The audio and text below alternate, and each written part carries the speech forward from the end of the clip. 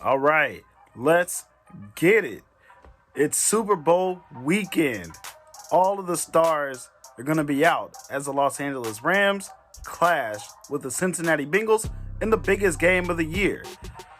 As we all know probably by now, the moment we've all been waiting for is upon us. Hosted in Inglewood, California, Super Bowl 56 will be somewhat of a home game, just like how the Buccaneers had last year in Tampa. And I'm not going to say that there will be much of a home field advantage, though, because the Super Bowl tickets are not cheap. And I don't really know exactly how the teams go about their attendance in that situation. But what I do know is that cool Joe Burrow, he'll need to be that dude to pull out this victory. Breaking down the two offenses here just a little bit. They're both led by quarterbacks, which should make this a fun one to watch. Statistically, they were very similar, so I'm not going to get into the differences there. Joe Burrow was just a little bit more accurate.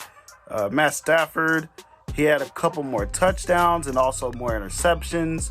The weapons for each team are crazy. Cooper Kupp and Odell Beckham Jr. are the top two wideouts, of course, for the Los Angeles Rams. And they're going to be even more relied on because their top tight end, Tyler Higbee, he's out due to a knee injury. That means Kendall Blanton, he's going to see a lot more of those reps. But the good news is that Darrell Henderson will be activated for this game. This will be the first time in a really long time that the Los Angeles Rams have been this healthy at the running back position.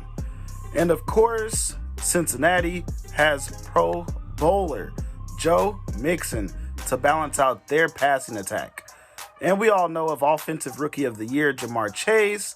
However, don't forget about T. Higgins and Tyler Boyd because both of them are ballers. CJ Uzoma is also expected to be back in the lineup after his scare with his knee injury in the championship game in the NFC. So, the Bengals have a full deck, but the Rams have a little bit more experience. Looking at the defenses here, though, the superstars heavily favor LA. There's the automatic double team generator in Aaron Donald, Jalen Ramsey, and midseason acquisition Von Miller will also make some plays.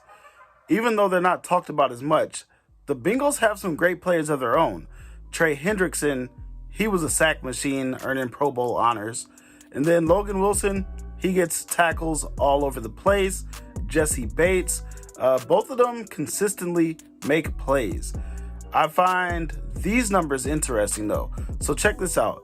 During the season, both LA and Cincy allowed about the same in yardage and points allowed. 21 points per game and about 350 yards per game. So whenever you get to the postseason though, look at this here. The Rams have been drastically worse. They've allowed a full touchdown more and 50 yards more per game. So that is a big difference when you look at the Bengals, who just came off facing a Patrick Mahomes-led Chiefs offense. They've actually allowed less yards per game with 337, and they've only allowed a field goal more in the postseason when you're going against top teams every single week. So that's something that I really thought was interesting to keep an eye on. The defenses have been challenged. The Bengals have seemed to actually risen to the challenge as well. Now, coaching, that cannot be forgotten, and even more so in a game of this magnitude. Zach Taylor, he's from the Sean McVay coaching tree, which I think gives McVay a little bit of an edge on that alone. Deeper into the history, we see that Zach Taylor has been a head coach for 3 years, but is just now having a winning season, and that was a 10-7 record. Sean McVay has been the coach in LA for 5 seasons and went to the playoffs every single time except for when they went 9-7. That means he has never had a losing season. What really makes a difference here is that the Rams went to the Super Bowl in 2019 and lost to Tom Brady. They're now the ones with the experience and the leadership for this moment. So when comparing the phases of, let me say that again. So when comparing these phases against each other, the Rams get a slight edge on offense, largely because of their experience. The Bengals have been playing better defense overall this postseason, so I'm going to give them the edge on that one. Sean McVay, having been there and done that time and time again, gives coaching an edge there at LA. So with that being said, I'll say that this game will be tight due to the Bengals' weapons and their defense being extremely solid. But the Rams, my prediction here will go for the Rams 27-21.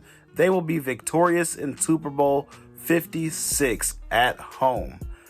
I think they're more hungry for this opportunity. The whole organization sold out for the chance to get here, where they are right now. And their superstars will make plays when needed. Aaron Donald, for me, is a sleeper MVP. I might be crazy saying that a defensive tackle will be the MVP, but if the Bengals don't game plan right and double team him, I believe he'll be all over Joe Burrow, getting sacks, maybe even forcing some fumbles, and that'll be a sleeper pick for MVP. Let me know what you guys think. I know I probably should give the Bengals a little bit more credit, but I think they're on the way.